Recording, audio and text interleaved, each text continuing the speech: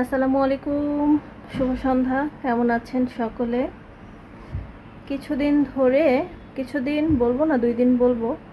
2 দিন ধরে বাংলাদেশে একটা নিউজ খুব ভালোভাবে ভাইরাল হয়েছে, মানে ছড়ায় গেছে, আগ্নেয়গিরির মতো ছড়ায় পড়ে, মানুষ সেটার পিছনেই দৌড়ায়।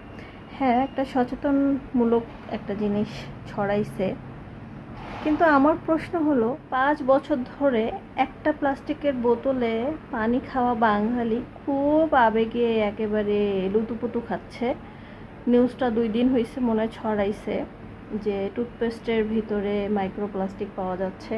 এই জন্য বাবারে, ডাক্তার আমাদেরকে কি দিল, কি টুথপেস্ট সাজেস্ট করলো যার মধ্যে মাইক্রোপ্লাস্টিক পাওয়া যাচ্ছে। ডাক্তারও ভুয়া, 2 নাম্বার, টাকা খায়। আমি যেহেতু ডাক্তার না, আমার এত প্যারা নাই, কিন্তু আমরা পলিগুলো ফেলাই কোথায়? সেই পলিগুলো যায় সমুদ্রে, নদীতে, খাল বিলে। সেই মাছ বা যাই হোক, তাদের পেট থেকে কিন্তু সেই পলিগুলো আসতেছে, থাকে, তাদের শরীরে যাচ্ছে, বা আমরা তো সব কিছুই ভেজাল খাচ্ছি। এত আবেগী হওয়ার তো কিছু নাই। আজ থেকে 15 থেকে 20 বছর আগে আমাদের মানে শুধু মুভিতেই শুনতাম যে কিডনি রুগী। এখন প্রত্যেকটা ঘরে ঘরে জরিপ করলে দেখা যাবে 100% ঘরেই কিডনি রুগী। বাপ, চাচা, খালা, মামা, স্বয়ং নিজেরাও। এত আবেগে হওয়ার কিছু নাই। ভাবতে হবে যে আমরা ফরমালিন খাওয়া বাঙালি। বাপরে বাপ, মানে ফেসবুকে ঢুকলে মামুন, লায়লা, বিশেষ কিছু সেলিব্রিটিরা এখন শুরু হয়েছে টুথপেস্ট। মানে এখন এই টুথপেস্টের গান কিছুদিন চলবে, আবার নতুন করে কিছু আসবে। মানে মন খারাপ থাকার কোনো উপায় নাই, মন খারাপ কোনোভাবেই থাকতে পারবে না।